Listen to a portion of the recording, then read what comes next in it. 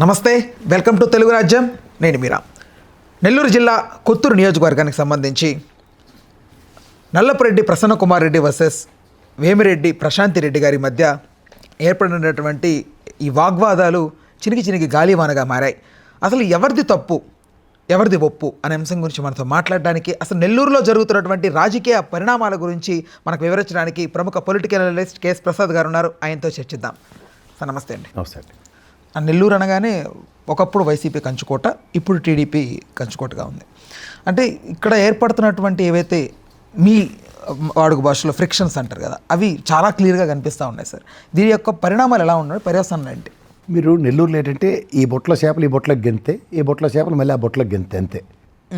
మీరే కొత్త నాయకుడు ఏం వచ్చి తిరగబడిపోలేదు అక్కడ. గతంలో మీరు వైఎస్ఆర్సీపీ కంచుకోట అని చెప్పినట్టు ఈసారి తెలుగుదేశం కంచుకోట అయింది. మళ్ళీ అవే లీడర్లు. ఇక్కడ జరిగింది ఏంటంటే, ఇప్పుడు వేమిరెడ్డి గారు అనే వ్యక్తి ఒక పెద్ద పర్సనాలిటీ అక్కడ. అసలు నెల్లూరుకు ఒక ప్రాశస్త్యం ఏంటంటే, నెల్లూరు పెద్దరెడ్లు అంటారు. వాళ్ళు చాలా డిగ్నిఫైడ్గా, ఆర్గనైజ్డ్గా అండ్ మోర్ ఒక రాజకీయాన్ని చెప్పాలంటే శాసించే స్థాయిలో ఉంటారు. అలాంటి వ్యక్తులు కలిగిన నెల్లూరు ఇవాళ నెల్లూరు చరిత్రలో ఒక అపవాదును మోసింది. దౌర్భాగ్యమని అనాలి. అంటే నేను ఎలా చెప్తానంటే, ఒక చేతితో సౌండ్ రాదు, రెండు చేతులతో సౌండ్ వస్తుంది. నేను నల్లపురెడ్డి ప్రసన్న కుమార్ రెడ్డి గారి విషయంలో ఒకటే చెప్తాను. శ్రీనివాసరెడ్డి గారు వాళ్ళ ఫ్యామిలీ ఒక 5-6 దశాబ్దాల నుంచి రాజకీయాల్లో ఉన్నవాళ్ళు. వాళ్ళు ఏం చిన్న చేతక ఫ్యామిలీ కాదు.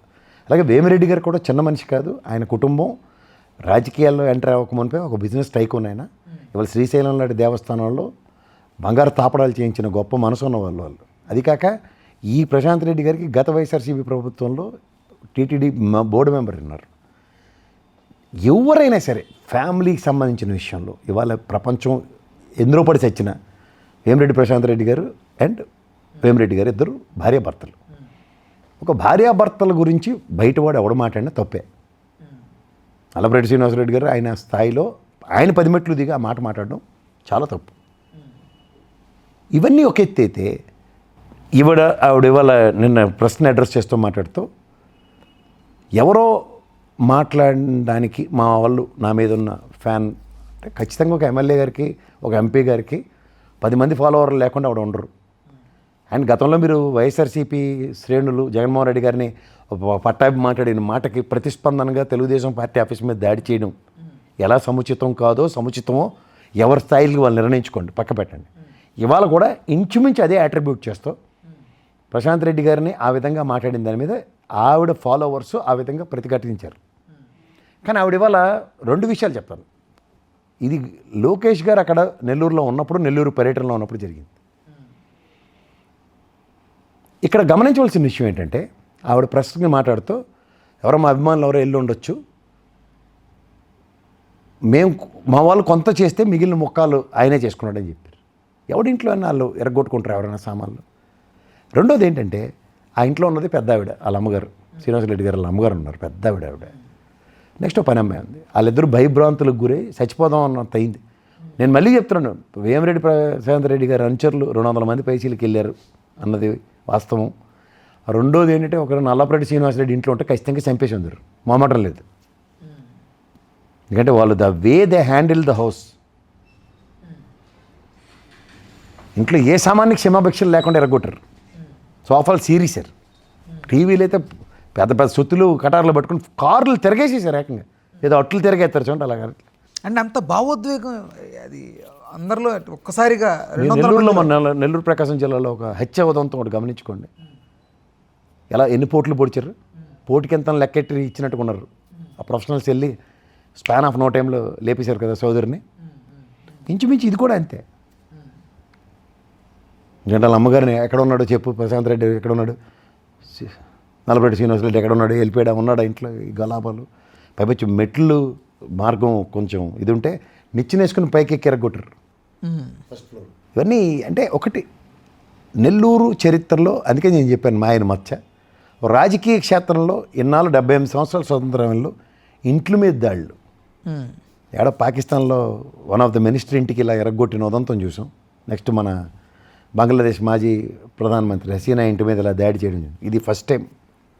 అంటే ఇలాంటి అంటే గతంలో జగన్మోహన్ రెడ్డి రాక్షస పాలన దాళ్ళు ఇవన్నీ మాట్లాడేవారు కదా, వీళ్ళు అది చేసి చూపిస్తున్నారు ప్రాక్టికల్గా. అంటే ఇలాంటివి ఎంతవరకు కరెక్ట్ సార్ రాజకీయాలు? ఖచ్చితంగా తప్పు. వ్యక్తిగత వ్యంగ్యంటాలతో అసలు పర్సనల్గా మాట్లాడుకోవడమే తప్పు.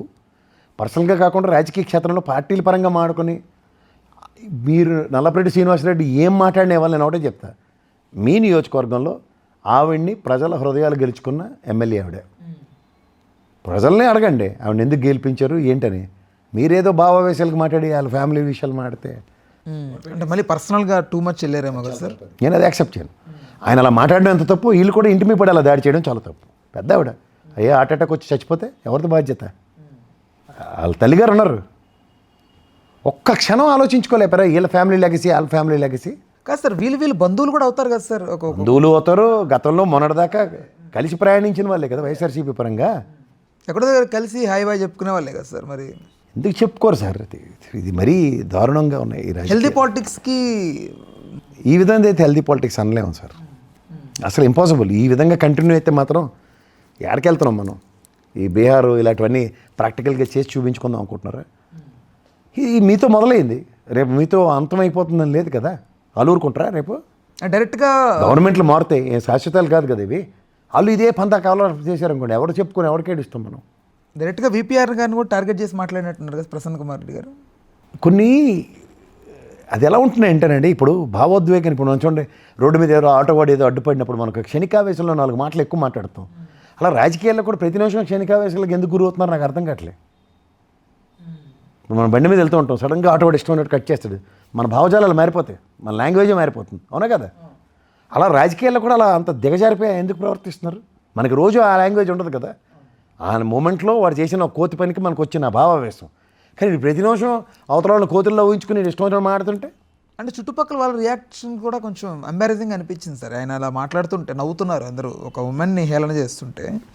లైక్ అది కొంచెం నేను ఒకటి చెప్తున్నాను సార్, నువ్వు ఫస్ట్ సెంటెన్స్ మాట్లాడుతున్నప్పుడే ఆయన నిలబడి అనవసరం విషయాలు మాడకన్నా అని అవడం చెప్తే ఆ ఎక్స్టెన్షన్ ఉండదు.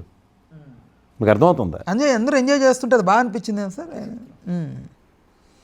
10 మంది నవ్వించడానికి ఒక ఆడవారిని అలా. అందుకే కదా సార్ మీరు నన్ను ఎంతసేపు ప్రశ్నిస్తున్నారు. ఇంక మీరు ఎన్ని రకాలుగా దాన్ని గుచ్చి అడిగినా ఆ ఛానల్ వాళ్ళగా నేనైతే ఆన్సర్ ఒకటే ఉంటుంది. ఆ విధంగా ఫ్యామిలీస్ విషయంలో మాట్లాడడం తప్పు, అంతే. దాని కాన్సిక్వెన్సెస్ రిప్రికేషన్స్ మీరే అనుభవించవలసి వస్తుంది, అంతకన్నా లేదు. అనుభవించారు 2 కోట్లు ఆస్తి నష్టం. రైట్. అయితే ఇక్కడ ఈ లేటెస్ట్ ఇవాళతో నాకు అవగతం ఉంది, పవర్లో ఉన్నవాడిని ఎవడు ఏం చేయలేడు, అది తెలుసుకోండి అందరూ. రాజకీయం అన్నది పవర్ సాధించారా అవతల వాళ్ళు బెచ్చాట ఆడుకోవడమే. రైట్. అది పవర్లో ఉన్నప్పుడు ఏం చేయడమా అది కర్మ. పవర్లో ఉన్నప్పుడు ఏం చేయలేకపోవడం చేతకంతానో జడితానో నీ కర్మ అనుకోవడం. పవర్లో ఉన్నప్పుడు నువ్వు ఏమీ చేయలేవు అన్న విషయం తెలుసుకుని మూసుకొని నీ పని నువ్వు చూసుకో. పవర్లో లేవా నువ్వు ఏమీ చేయలేవు అని అండర్లైన్ చేసుకుని ఎవడన్నా బతకాలి. అంటే సార్, అంటే ఇంకొక ఇష్యూ కూడా నడుస్తుంది నెల్లూరులో, ఆ విఆర్ స్కూల్కి సంబంధించి మున్సిపల్ కార్పొరేట్.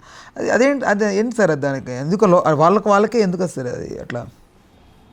నేను అందుకే చెప్పాను, నెల్లూరు రెడ్డి సామర్థ్యం ఎలా ఉంటుందంటే ద పవర్ ఆఫ్ రెడ్డి. మంచిని మంచి అంటాడు, చెడ్డుని చెడ్డు అంటాడు.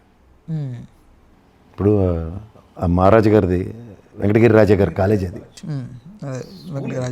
స్కూల్ అదే వాళ్ళ మొత్తం స్కూల్ని ఆనంద్ రామరెడ్డి గారు ఎన్నో సంవత్సరాలు బట్టి ఇండైరెక్ట్గా డైరెక్ట్గా కాపాడుకుంటూ వస్తున్నారు. అదొక ప్రైడ్ నాకు. విజయనగరంలో నేను మాన్సస్ ట్రస్ట్ స్కూల్ నేను ఇందాక నుంచి చెప్తున్నాను, అవి మా మహారాజు గారు పివిజి రాజు గారు ఇచ్చిన భిక్ష మాకు. మేము అందరం చదువుకున్నాం కాలేజీల్లోనూ స్కూల్లోనూ. అది ఆ ప్రైడ్ని ఎవడో వచ్చి దాన్ని ఇదంతా నేనే చేశానంటే ఎలా ఉంటుందో అక్కడ సభా సాక్షిగా the power of Reddy, tolerance, మంచిని మంచి చెడుని చెడు అని చెప్పడంలో ఒక ఎడ్యుకేషన్ మినిస్టర్ లోకేష్ గారు ఉన్నారు, మున్సిపల్ కార్పొరేషన్ మినిస్టర్ నారాయణ గారు ఉన్నారు. 2 విషయాలు చెప్పాడు. ఒకటి, గుంటూరులో ఉన్న కార్పొరేషన్ అంతా తీసుకొచ్చి ఏది ఎడ్యుకేషన్ కార్పొరేట్ సెక్టర్ అంతా తీసుకొచ్చి నెల్లూరులో పెట్టాం, భరించాం. ఇక్కడ వెంకటగిరి రాజా గారి స్కూల్కి మున్సిపల్ కార్పొరేషన్ అని పెట్టావు. ఎట్లా? ఇది సిఎస్ఆర్ యాక్టివిటీస్తో, సిఎస్ఆర్ ఫండ్స్తో కాంట్రాక్టర్లు ఎవరెవరో డబ్బులు ఇస్తే దీన్ని ఎన్నో సంవత్సరాలు బట్టి దీన్ని పరిరక్షించుకుంటూ మున్సిపల్ కార్పొరేషన్ నుంచి రూపాయి కూడా లేకుండా సుమారు 40 సంవత్సరాల నుంచి దాన్ని కాపాడుకుంటూ వస్తున్నాం మేము. ఎందుకంటే నువ్వు నెల్లూరు జిల్లా వాసి, నీకు తెలుసు ఆ స్కూలు దాన్ని ఔన్నత్యం. అవును. అలాంటిది ఆయన ఆ విధంగా మాట్లాడుతూ 2 ఒక దెబ్బకు 3 పెట్లు అంటారు చూడండి. ఒక కార్పొరేషన్ మున్సిపల్ కార్పొరేషన్ మినిస్టర్, ఒక ఎడ్యుకేషన్ మినిస్టర్, 3వడు బ్యూరోక్రాట్ కార్పొరేషన్ చైర్మన్, కమిషనర్. నీ నిస్సహాయ స్థితి దీనికి Venkatagiri Raja ZP municipal corporation అని పెడితే కార్పొరేట్ చేసేయడానికి ఇది ఒక బాట వేసేస్తున్నావా నారాయణ గారు అని ఒక చేతావని, ఇది గుంటూరు నుంచి నెల్లూరు తరలించినట్టు ఈ స్కూల్ను కూడా అన్న కాన్సెప్టు. రెండవది ఎడ్యుకేషన్ మినిస్టర్గా మీరు వచ్చి పూర్వపరాలు తెలియకుండా, తర్వాత గౌరవ న్యాయస్థానం కొమ్మినేని గారి విషయంలో ఏం చెప్పిందో అలాగే మున్సిపల్ కమిషనర్కి ఎవరు ప్రెజర్తో ఈ విధంగా పెట్టావు అన్న చేతావని. The power of Anand Ramanarayana Reddy as proved there. ఎందుకంటే ఈ సినిమాలో ఇది నాదే ఇది మందే టైపు ఎవడు పడితే ఆడు ప్రవర్తిస్తే మనది కాంది మనం అని చెప్పుకోవడం ఎంత తప్పో చెప్పాడు ఆయన రామనారాయణ రెడ్డి. అంత మర్మం ఉంది ఆయన. ఇన్నాళ్ళు స్తబ్దంగా ఉన్నాడు అనుకున్నాను నేను కూడా ఐఎమ్ విత్డ్రాయింగ్ మై వర్డ్స్. ఏది నేను దేవాదాయ శాఖ మంత్రిగా ఉండి ఆయన ఎన్ని రోజులు బట్టి ఎక్కడ అచేతన స్థితిలో ఉన్నాడు తిరుపతి విషయాల్లో అన్నిట్లో అన్నాను. కానీ వెన్ ఇట్ టైం కమ్స్ సొంత ఊరు పవర్ ఏంటో చూపించాడు ఆయన. అంటే ఇప్పుడు ఒక డామినేషన్ తెలుస్తుంది అక్కడ ఆయనది. ఎందుకు తెలీదు? ఎన్ని సంవత్సరాలు బట్టి రాజకీయాలు చేస్తున్న నా కుటుంబం నుంచి రాజకీయ నాయకుడిగా ఎదిగి ఆర్థిక మంత్రిగా చేసి అనేక శాఖలు నిర్వర్తిస్తూ వాళ్ళ దేవాదాయ శాఖ క్యాబినెట్ మంత్రిగా ఉంటూ ఇద్దరు క్యాబినెట్ సహచరులు ఆయన నియోజకవర్గ పరిసర ప్రాంతాల్లో if they have taken things as granted అంటే నో వే అని చెప్పాడు. అంటే ఫర్దర్ కాంప్లికేషన్స్ ఎలా ఉంటాయి? అంటే ఏమీ ఉండవు. వాత పెట్టాడు, ఇంటికి వెళ్తే బొబ్బలు వస్తాయి, అంతకని వెళ్ళి. Right sir, right, thank you. Hello, Telugu రాజ్యం ఛానల్ చూస్తున్నారా? సామాజిక రాజకీయ జీవన చిత్రణే తెలుగు రాజ్యం. అతిశయోక్తులు అసత్యాలు ఉండవు. రాజకీయ కోణం కాదు, ప్రజా కోణమే కొలబద్ద. తెలుగు రాజ్యం వీక్షణ మీ ఉత్తమ అభిరుచికి నిదర్శనం.